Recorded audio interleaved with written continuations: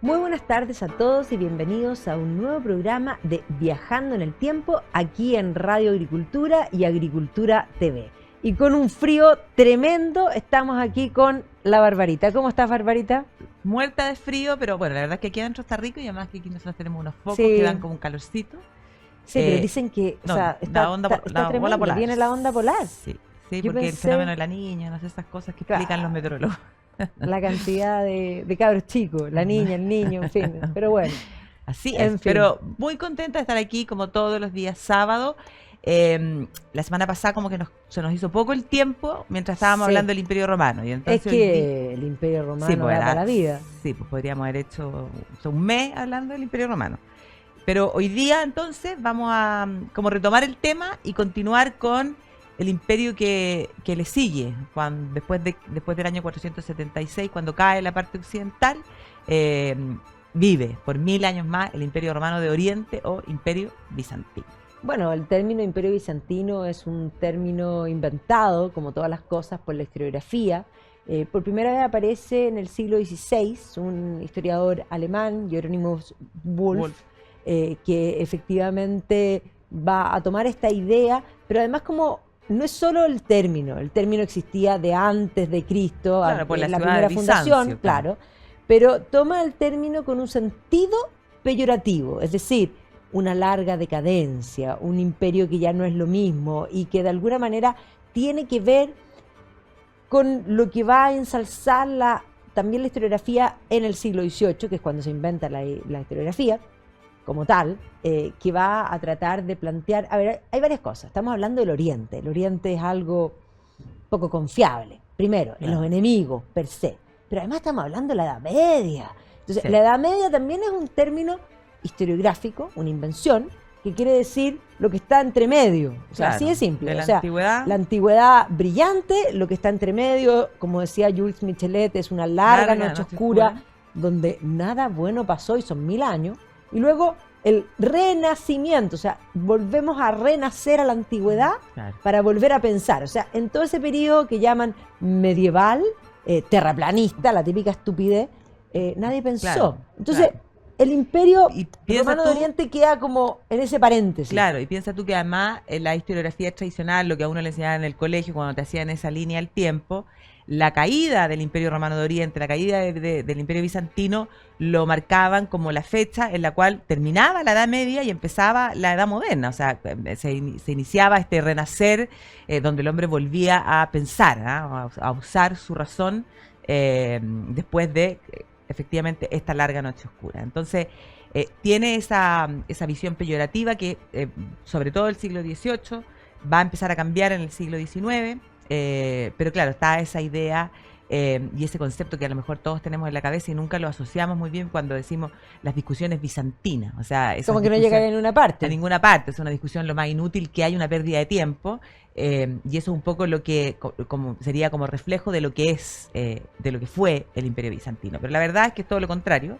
Hay que decir que en primer lugar el Imperio Bizantino, el Imperio Romano de Oriente, es el Imperio Romano. O sea, Sí. lo primero que hay que tener en cuenta es que tiene como fecha de nacimiento el año 395, que es el año en el que muere el emperador Teodosio, y Teodosio, dándose cuenta de, por un lado, la dificultad de administrar lo que era todo el Imperio Romano, y por otro lado, de que habían diferencias entre el Oriente y el Occidente, decide dividir y dejar como herencia, en el fondo, a sus dos hijos, a Honorio la parte occidental y a Arcadio la parte oriental. Y entonces cuando muere, efectivamente, ya tenemos dos emperadores. En el fondo podríamos decir que Arcadio es el primer emperador del Imperio Romano de Oriente.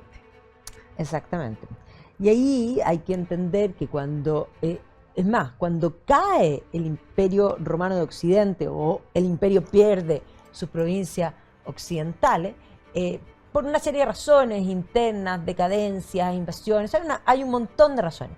Muchas de esas razones, sobre todo las presiones de los pueblos, también estaban hacia el Imperio de Oriente. Sin embargo, el Imperio de Oriente tenía una mejor posición para poder hacer frente a esos ataques y resistió. Y ahí hay que plantearse que incluso una vez que cae, y en particular si uno se detiene, si nosotros pensamos en el siglo VI, tenemos que pensar en Justiniano. Justiniano es el gran esplendor, no solo de Oriente, sino que del Imperio Romano también, como un todo, porque si nosotros pensamos en el derecho romano, es él quien compila el Corpus Iuris, que es lo que va a, civilis, en el fondo, lo que va a permitir tener el derecho romano hasta hoy día. O sea, cuando uno piensa en el derecho romano, uno piensa en el imperio, pero en realidad es en habiendo perdido las provincias occidentales cuando se completa. Ciertamente tiene un origen en las 12 tablas y todo eso, pero es en ese momento en que tenemos el gran legado. Exactamente, la compilación, el gran legado del derecho romano es obra de Justiniano. Y efectivamente Justiniano marca el periodo de máximo esplendor de este imperio.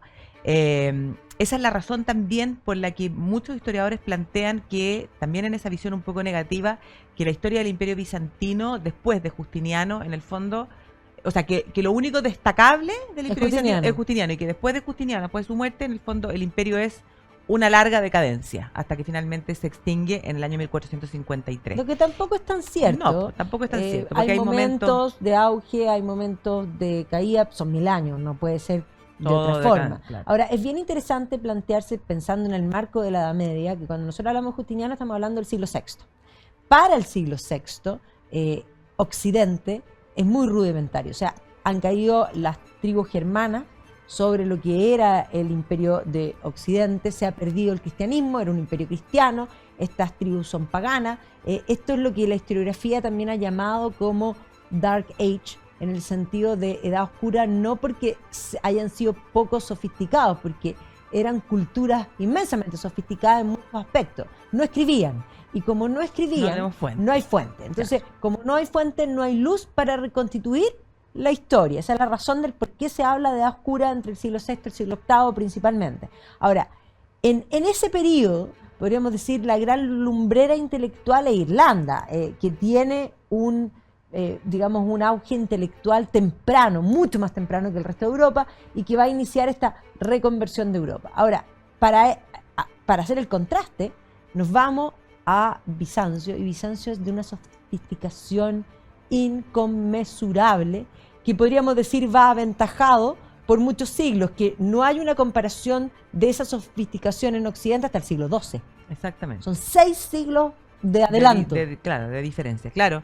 Claro, y la ciudad de Bizancio hay que pensar que además tiene una historia que ya llevaba bastante tiempo, porque la fundación de la ciudad se remonta al tiempo de los griegos, o sea, en el año 630 y algo, antes de Cristo. Antes de Cristo, claro, habría sido fundada la ciudad de Bizancio en ese lugar sumamente privilegiado.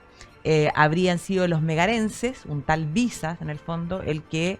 Hay una leyenda que dice que este Visas, como todos los griegos, había consultado al oráculo donde construir una ciudad, y le habría dicho en la ciudad de los ciegos, y entonces él habría acudido al otro lado, en el fondo, a Calcedonia, y les habría preguntado, pero ¿no les parece que el lado de allá, donde había como una elevación, un promontorio, es un mejor lugar para construir la ciudad? Y entonces ellos le dijeron no, y entonces él considera, bueno, qué ciegos son. Y entonces ahí él habría decidido que ese era el lugar.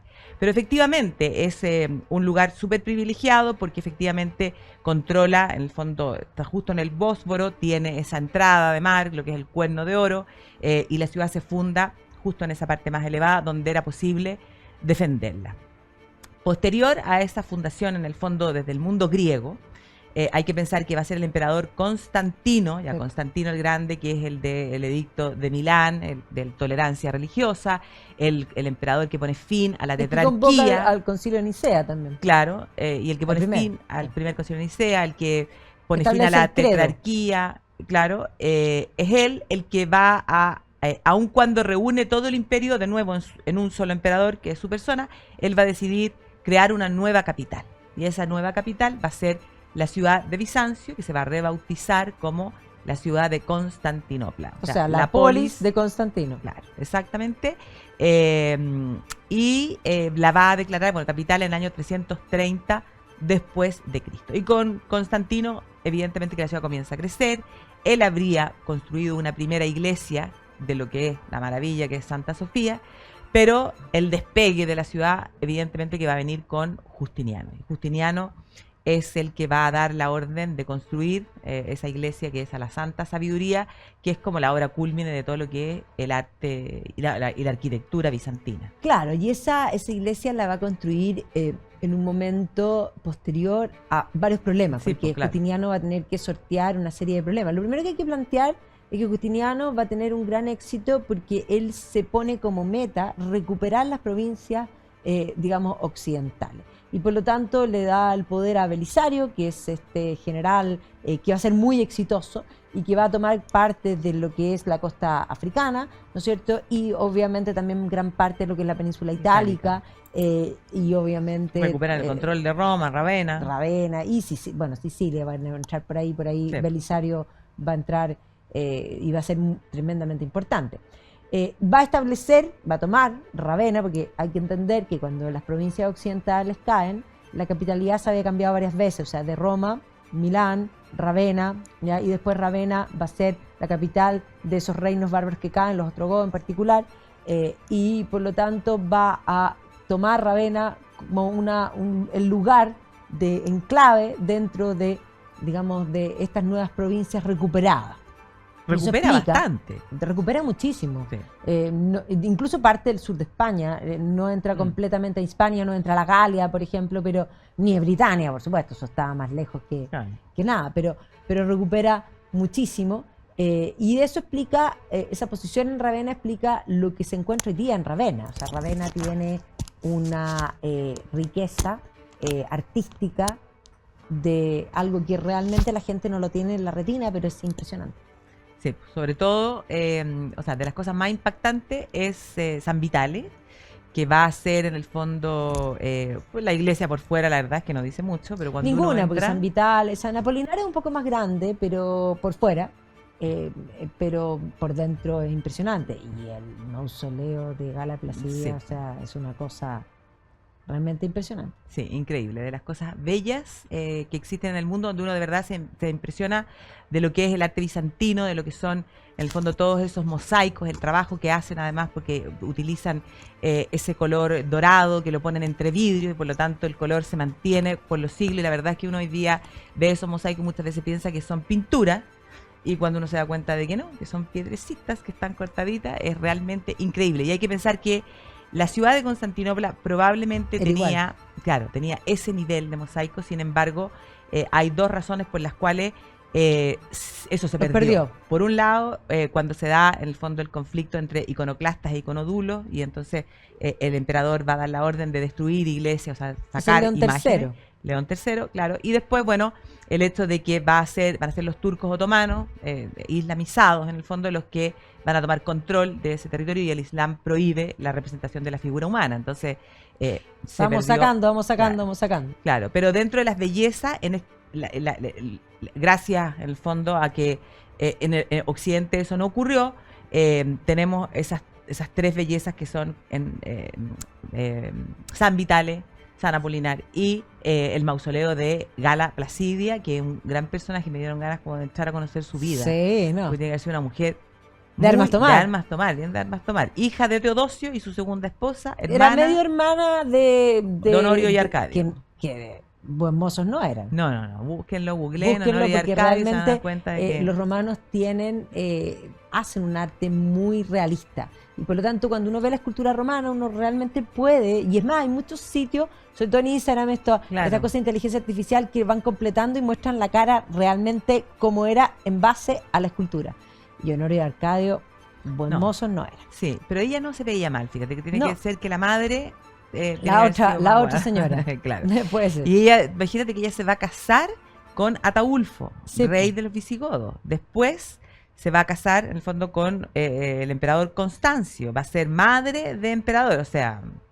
Y tiene un mausoleo que realmente pone los pelos de punta. O sea, porque es algo... La representación del...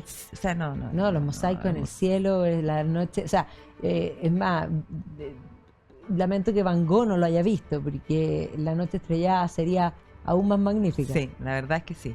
Así que es sumamente recomendable, si se tiene la posibilidad, ir a Ravenna. Y si no, bueno, deleitarse googleando y mirando las fotos de lo que hay en Ravenna. Sin duda. Ahora, Estábamos en que Justiniano va a tener un problema. Claro. Y efectivamente, estas conquistas van a implicar grandes costos.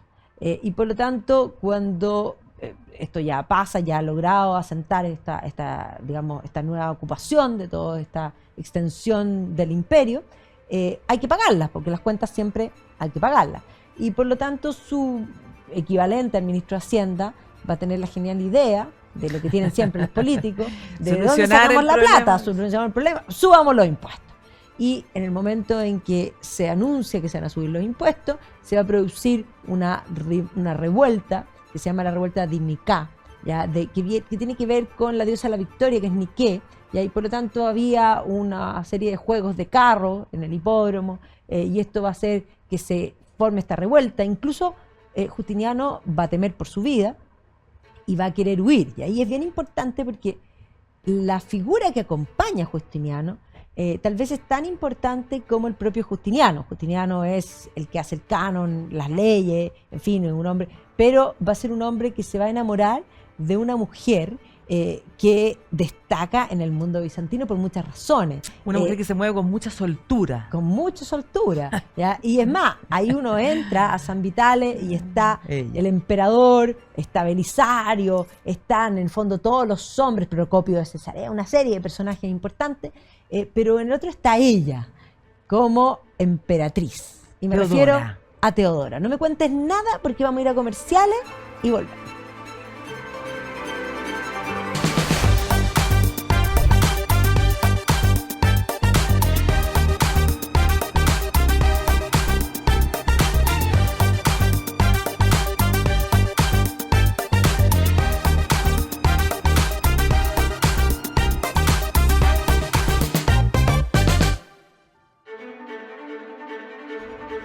Y estamos de vuelta aquí en Viajando en el Tiempo y habíamos anunciado a esta figura, Teodora. Bárbara, ¿quién es Teodora? Teodora era, como decíamos antes de ir a comerciales, una mujer que se movía con muchísima soltura, así era descrita, y eso quiere decir que ella era una prostituta.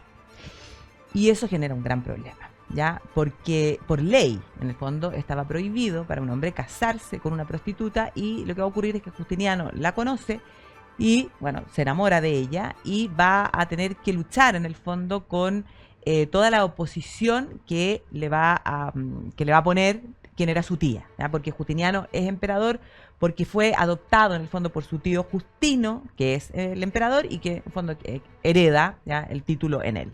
Y entonces, la señora de su tío, ¿ya?, de Justino, es la que más se va a oponer a que Justiniano se case con esta Teodora. Y de hecho van a tener que esperar que esa tía muera para poder cambiar la ley, ¿ya? Y finalmente Justiniano se casa con esta Teodora, que va a ser una mujer, como tú bien decías, muchos historiadores señalan que ella en realidad era una corregente, en el fondo una emperatriz que gobernaba, activa, que estaba muy a la par con la figura de Justiniano. Y efectivamente, bueno, en la revuelta, claro, ella tiene un papel clave. En la revuelta de Nicá va a ser muy importante porque él, cuando teme por su vida y quiere huir, es ella la que le dice: por ningún motivo, la púrpura se defiende y puede convertirse en una mortaja, pero tú no te vas. Claro. O sea, la púrpura no se abandona. Claro, no se abandona. Y además ella dice...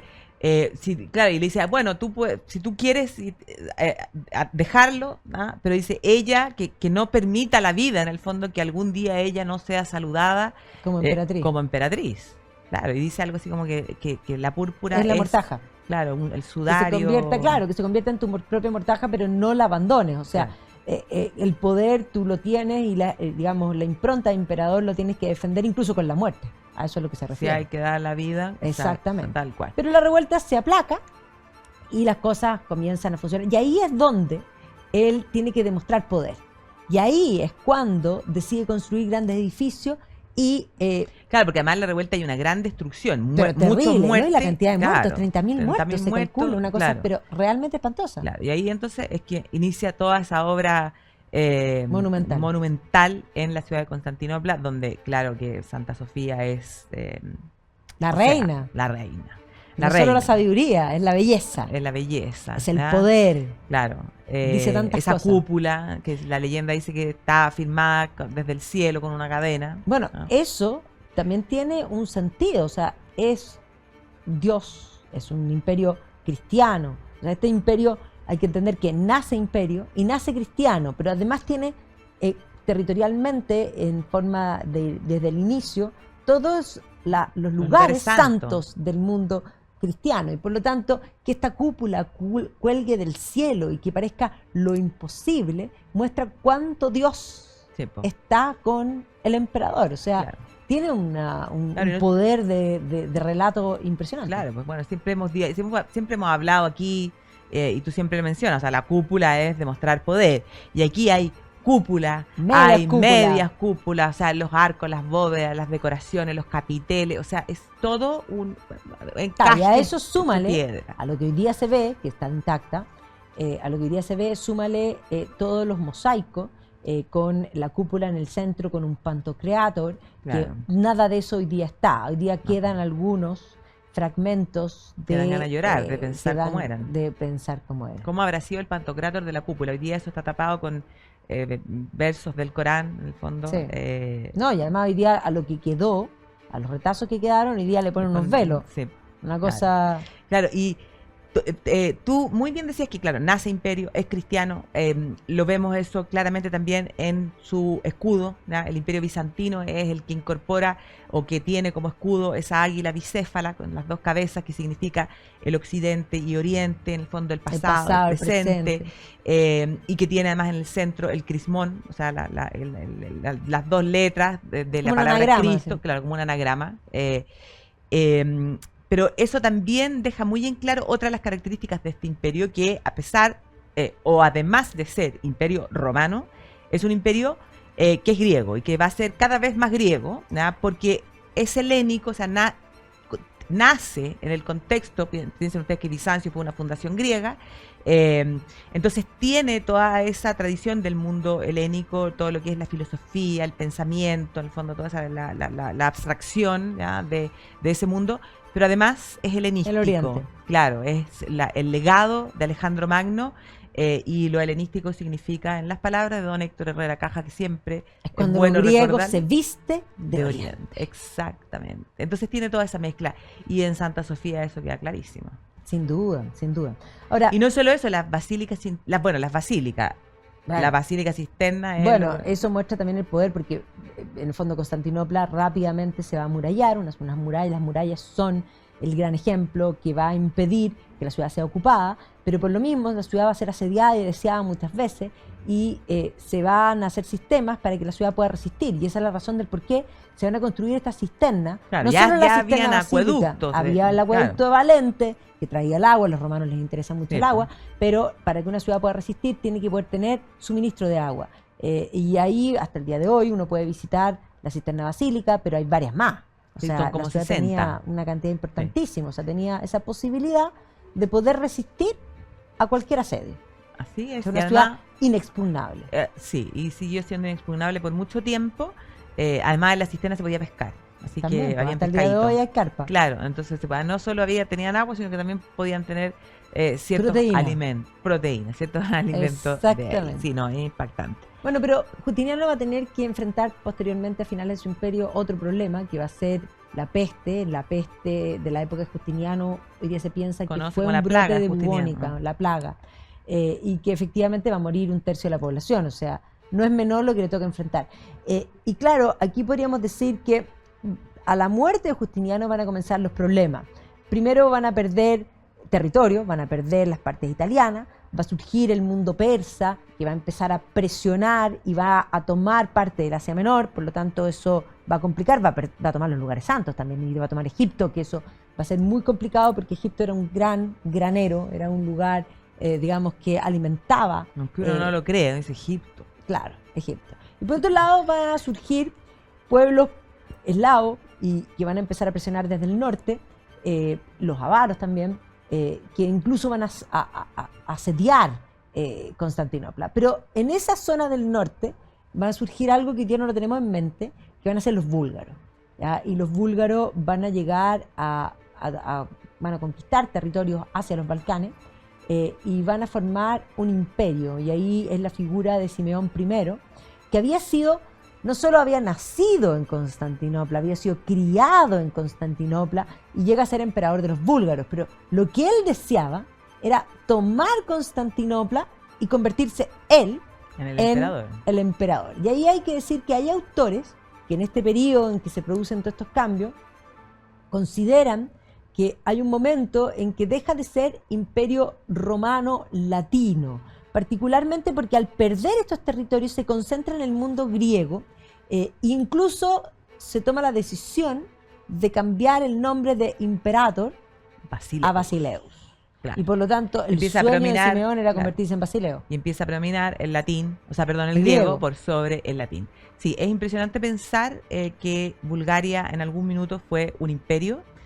Uno no lo tiene absolutamente para nada en la retina y hubo minutos en los que tuvo al Imperio Romano de Oriente bien en las cuerdas. O sea, Simeón, humillando. aunque no lo va a ocupar, los va a poner de rodillas porque les va a cobrar tributo. Claro. No, me quedé pensando en otra cosa que es posterior, pero esa obsesión que va a permanecer en la historia por, en el fondo, por tener ese título de emperador. Lo hablábamos la semana pasada cuando hablamos del Imperio Romano, que está por ahí grabado y guardado, si no lo vieron, lo pueden ver. Y me acordé, como tú decías, ya, Simeón quería ser el Basileus. Y me acordé de Catalina la Grande, que ya en tiempos de que estos territorios están en manos de, en el fondo, de los turcos, del Islam, pero esa obsesión sigue estando. O sea, hacer lo que Catalina la Grande soñaba, ¿ya? Su mayor sueño era volver a reconstruir, hacer renacer el Imperio Romano de Oriente, ahora con Rusia a la cabeza, y esa es la razón por la cual el segundo de sus nietos se llama Constantino, y el primero se llama Alejandro, por Alejandro Magno. O sea, es soñar en grande, ¿eh? Soñar en grande. Claro, bueno, entonces, volviendo al Imperio Romano de Oriente, ese va a ser uno de los problemas, los búlgaros.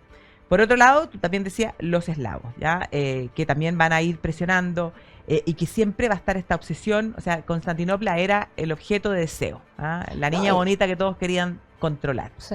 Y el otro gran tema es que les va a aparecer, además de los persas y de estos eslavos, van a aparecer en el fondo los árabes. O sea, y Mahoma. El surgimiento del Islam, en el fondo, ¿no? Los árabes convertidos al Islam.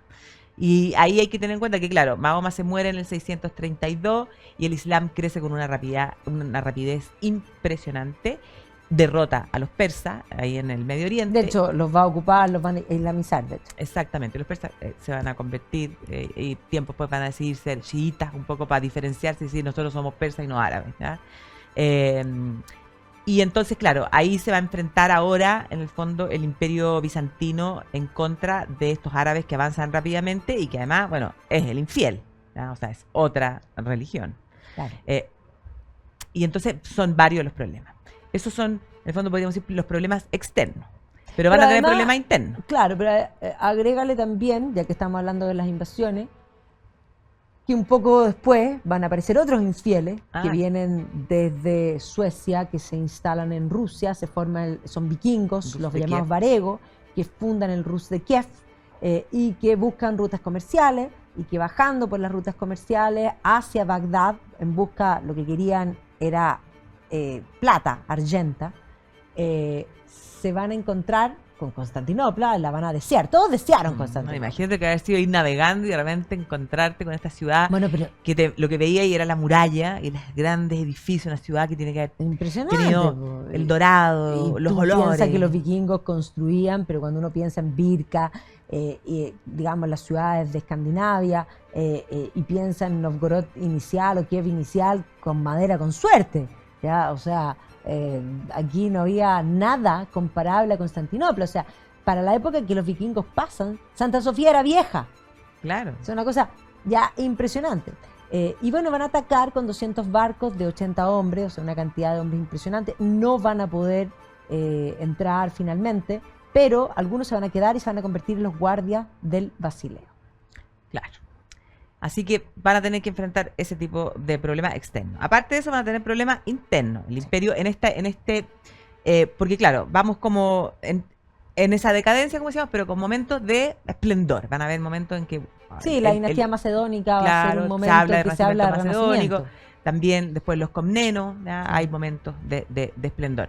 Pero dentro de los problemas internos, las cosas que también, y que probablemente es por lo que tenemos en la retina siempre el Imperio Romano de Oriente, es la querella entre iconoclastas e iconodulos, ¿ya? Los iconoclastas que estaban en el fondo en contra de la representación de Dios, de la Virgen, de los santos, o sea, en contra de las imágenes. Porque decía que en el fondo era una especie de paganismo. De idolatría. De idolatría, claro. Y los iconodulos, que son los que defienden las imágenes. Y va a haber ahí un enfrentamiento que tiene que ver también con un enfrentamiento entre el poder político y el poder temporal, el poder religioso. O sea, es un problema político primero, que tiene tintes religiosos, sin duda, pero es específicamente político. ¿Quién ostenta el poder? Claro. Y ese los va a acompañar durante largo tiempo. Eso es lo que hace que, sobre todo en tiempos del emperador León III, se manden a destruir iglesias, a borrar imágenes, o sea, gran destrucción. Y eso se soluciona en tiempos de una mujer. Una Irene. mujer tremenda, sí, que convoca al concilio donde finalmente se soluciona ese problema. Pero Irene es un caso fundamental para comprender también el destino que va a tener hacia adelante, o más bien el futuro que va a tener hacia adelante el propio imperio, porque Irene, aunque en el fondo era la madre del heredero y que se convierte en la regente, claro, Constantino VI, de su hijo, cuando el hijo obtiene la edad de poder gobernar, ella no quiere abandonar el poder. Y entonces es una mujer tremenda que toma al hijo, lo hace cegar, después lo encarcela hasta que el niño, hasta que muere. ¿Ya? Y por lo tanto se hace del poder. Y eso va a hacer que el Papa en Roma, porque todavía tenemos que entender que en este periodo todavía tenemos una iglesia que tiene diferencias formales, pero en el fondo es la misma iglesia, va a condenar estos hechos y va a declarar que la cabeza imperial, porque entendamos que el Imperio Romano perdió sus provincias, pero sigue existiendo el emperador romano que está ahora viviendo en Constantinopla. La cabeza imperial ha quedado acéfala. Por lo tanto, el trono imperial está vacante. Porque nunca había reinado una mujer. Nunca había reinado una mujer, y además había usurpado, podríamos decir, el poder. Y eso permite que ese Papa, León III, finalmente corone y le ofrezca la corona a Carlomagno. Entonces va a resurgir el emperador en el lado occidental. Claro. No me digas nada. Bueno, vamos y volvemos.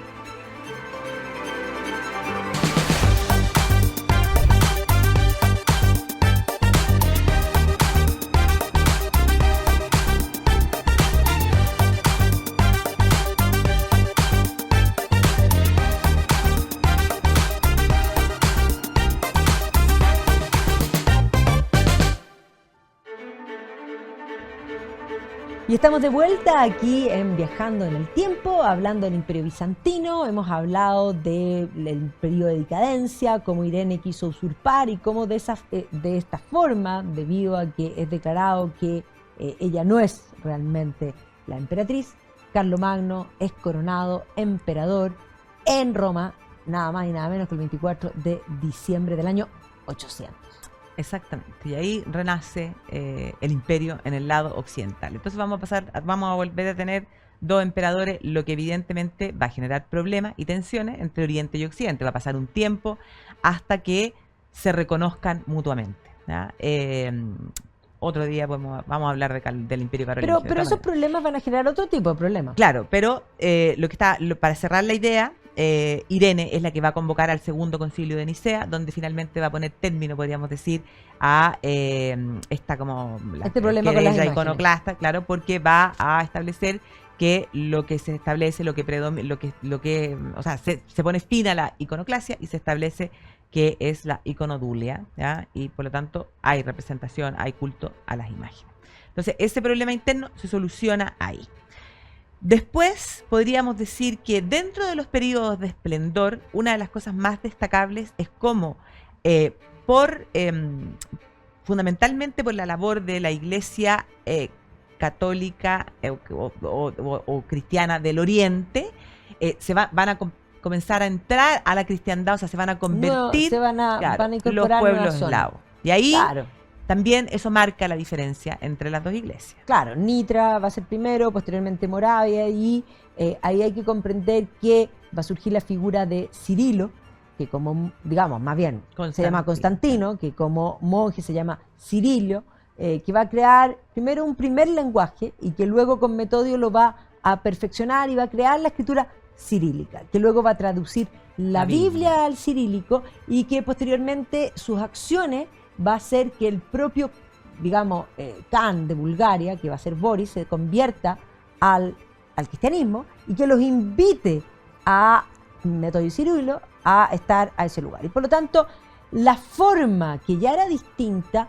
se va a acentuar. A esto hay que agregar que, por otra parte, los varegos del Rus de Kiev también se van a convertir a esta iglesia ortodoxa, que esto es bien importante porque ellos dicen las diferencias se empiezan a marcar más.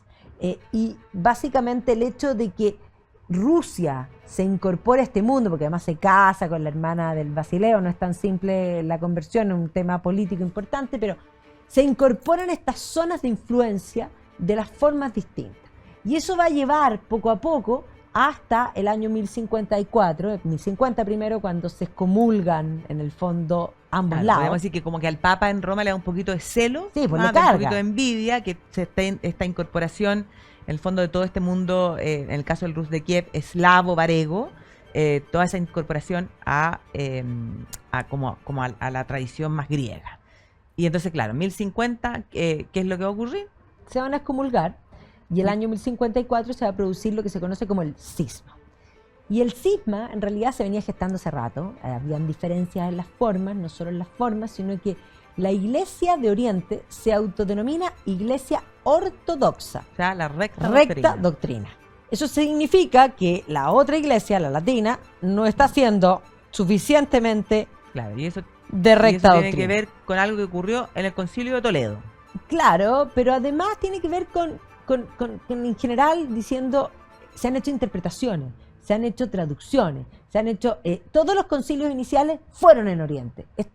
Nosotros somos los puristas, la iglesia primitiva está aquí. Claro. Entonces, claro, en el Concilio de Toledo, en el siglo VI, se establece que el Espíritu Santo viene, porque, en la iglesia ortodoxa se dice, y en la tradición primitiva... Es lo que uno reza en el credo. Cuando se establece el credo en el 323, el credo niceno constantinopolitano, lo que uno rezaba, que uno lo reza al corto. Ahí es donde se define... En el credo largo, claro. Claro, en el credo largo se define qué es lo que cree. El Espíritu Santo, claro, viene del Padre. Pero en el Concilio de Toledo, en el siglo VI, se va a decretar de que viene del Padre, pero además viene del Hijo. Claro. Exactamente, eso es lo que se conoce como la cláusula del filioque. Filio es hijo. Sí. Claro, que el Espíritu Santo es del Padre y del Hijo. Y entonces, la tradición latina incorpora ese texto que es del Padre y del Hijo. La griega siguió diciendo solamente procede del Padre. El Espíritu Santo procede del Padre. Y esto va a provocar... Y tomaron eso como la razón para quebrar. Pero en rigor el quiebre se venía gestando. Había diferencias, había competencia. Y si a eso le agregamos el hecho de que haya imperio en los dos lados, se empieza a marcar. Esto tiene mucha política de por medio. Y por lo tanto, claro, el cisma va a ser otro tema porque la cristiandad ya no es una sola, sino que compiten, podríamos decir. Y eso, si lo extrapolamos al siglo siguiente, cuando la dinastía Comneno se va a ver complicada, porque hay que entender que previo a esto van a surgir los turcos se para el año 1000 ya empiezan a llegar a Anatolia. Empiezan a molestar. Turcos que se han convertido al Islam. Que se han convertido, están islamizados. Y por lo tanto, empiezan a complicar. Esto empieza a crecer. Además, estos turcos van a terminar ocupando varias zonas y empiezan a presionar. Y esto hace que dentro de la dinastía Comneno, Alejo Comneno pida ayuda a los otros cristianos, que no son lo mismo porque están separados, pero contra los infieles. ¿Ya? Y esto va a llegar en un momento preciso, siglo XI, Occidente maduro, y por lo tanto el Papa Urbano II llama a la cruzada. O sea, las cruzadas son movimientos Dios lo quiere. ¿Ya? Y por lo tanto son movimientos de Occidente a Oriente. El único movimiento exitoso es el primero, donde efectivamente distintos caballeros de Champagne deciden partir y encontrarse en Constantinopla. Ahí se junta Godofredo de Bouillon, Bohemundo y todo, para ir luego a los lugares santos y que efectivamente terminan recuperando. Pero cuando llegan a Constantinopla, Godofredo de Bouillon no podía creer. Oh my God. Ya, oh my God, esto era impresionante. Entonces, el deseo, el contraste, la sofisticación de Constantinopla con un occidente muy rudimentario. Occidente no sabía comer, la música era hasta ahí nomás. O sea, las cruzadas van a sofisticar a Occidente. De alguna forma se va a empapar de Oriente, va a cambiar sus gustos, sus hábitos. Y por lo tanto, es más, la evidencia cultural demuestra que las cruzadas no fueron solo peleas. Hubo gran intercambio. O sea, hubo más paz que guerra. Sí, hubo guerra, por supuesto, pero hubo más paz que guerra. Entonces, la primera cruzada toma el reino latino y funda los reinos latinos, digamos, en Jerusalén, lo que hace que los lugares santos queden en manos de la cristiandad occidental y no oriental. Pero además permite que Bizancio recupere ciertos territorios. Pero ya cuando se pierde el reino latino en manos de Saladino, las cruzadas siguientes van a intentar recuperar lo perdido. Ya la tercera cruzada, la cruzada de los reyes, Federico Barbarossa, que entra en conflicto con el Papa, intenta ocupar Constantinopla. No le va bien, ¿ya? Pero hay que entender que todas las cruzadas siguientes no van a recuperar lo perdido porque los cristianos se pelean entre ellos.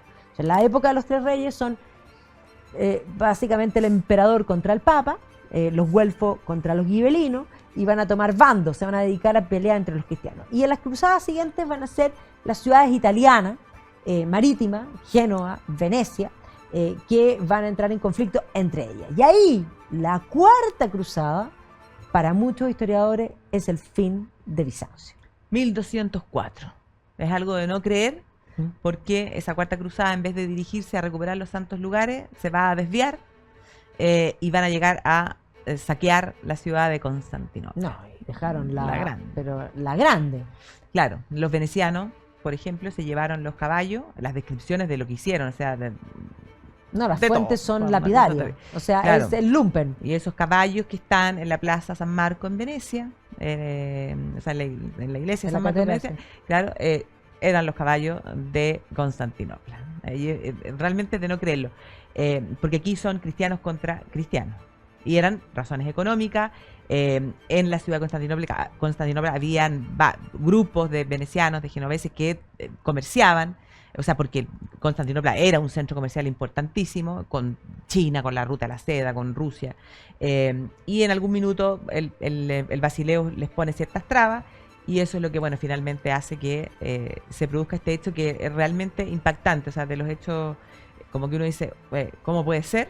Bueno, sí fue. Y a partir de 1204, cuando se establece ese dominio, podríamos decir, sobre la ciudad, claro, muchos ya dicen que ese ya es el fin del Imperio Bizantino, porque a partir de ahí sí que ya no queda otra que ir perdiendo, en el fondo achicando cada vez más su territorio, porque junto a eso va a ocurrir que dentro de las tribus turcas ya surge una tribu distinta, que es la tribu de la casa de Osman, los osmanlíes, que van a decidir, en el fondo, dejar de pagar tributo a los selyukíes, a los selyúcidas, y en el fondo liberarse de ese dominio, y estos son, en el fondo, los turcos otomanos. ¿Ya? Claro, Otomanos, y estos van a porque empezar a ocupar un montón de territorio, claro, y van a estar acechando digamos, al imperio, que se va a reducir ya a la mínima expresión.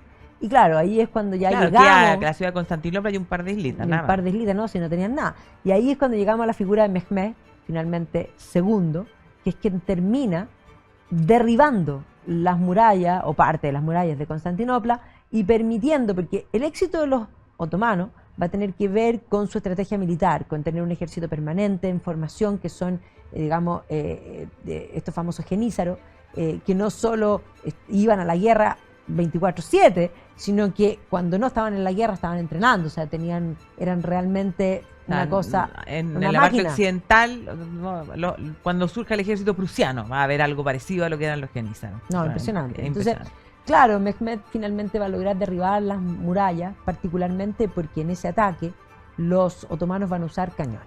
Claro, usan cañones, derriban la muralla, los genízaros entran y toman el control de la ciudad.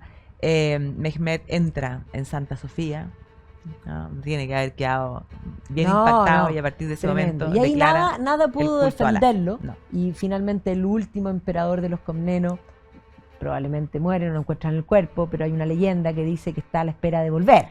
Claro, Sí. que no murió, sino que un ángel lo habría salvado, lo habría convertido en el fondo en una estatua de mármol y que está en el Cuerno de Oro, ¿ah? En esa entrada de mar maravillosa, y que está esperando ahí el llamado de Dios para renacer y hacer revivir la ciudad de Constantinopla y el Imperio Romano de Oriente. Claro, ahí los bizantinos no pudieron hacer nada contra los turcos otomanos, ni siquiera el fuego griego, que no lo mencionamos, pero Sí. lo menciono ahora porque efectivamente el imperio había logrado resistir a todos estos ataques por tener una buena flota primero y porque tenían esta arma secreta, que era el fuego griego, que las fuentes hablan de que podía hacer arder incluso sobre el agua. Ya, era una especie de lanzallamas, si uno ve las imágenes, porque hay iconografía, nadie sabe qué era, pero eso era un secreto. Yo siempre digo que esto nos sirve para todas las teorías de la conspiración o de los alienígenas ancestrales que tenían de alguna manera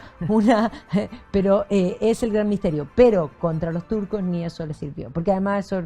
Bueno, en fin, En se fin, perdió. eso tiene que ver con el surgimiento y la grandeza que van a tener los otomanos, pero ese ya es otro capítulo. Exactamente, exactamente. Bueno, y para todos aquellos que quedaron fascinados con el tema de Ravenna, porque yo creo que Ravenna es algo que realmente vale la pena visitar, o sea, déjenlo en la retina como los lugares de ver antes de morir, de todas maneras. En marzo, cuando nosotros vayamos a la Apulia, vamos a subir por la costa adriática, vamos a pasar por Ravenna y vamos a ir también a Venecia, así que vamos a ir a ver los caballos de Constantinopla también. Así que cualquiera que quiera nos escribe magdalena@redcultural.cl. Bárbara@redcultural.cl. Así que tenemos viajes: Croacia en octubre, la Apulia en marzo. Y en agosto, que no hay cupos ya, eso sí, nos vamos a Escocia e Irlanda y nos va a quedarse aquí reemplazando, lo vamos a empezar a anunciar desde ya, nuestro querido Sergio Vergara, que va a tener invitados y va a hablar de esos temas maravillosos. Que No, le gustan además se a él. viene la nueva película Gladiador, yo creo que tiene que hacerse cargo de eso, de la historiosidad o no, de tanto la primera entrega de Ridley Scott como lo que se viene ahora, que parece que tiene varios temas historiográficos importantes que precisar. Disfruten la película de todas maneras. Claro. Y Sergio desde ya. Vergara se hace cargo de ese tema. Sí. Bueno, que estén muy bien y nos estamos viendo las próximas semanas. Cariño.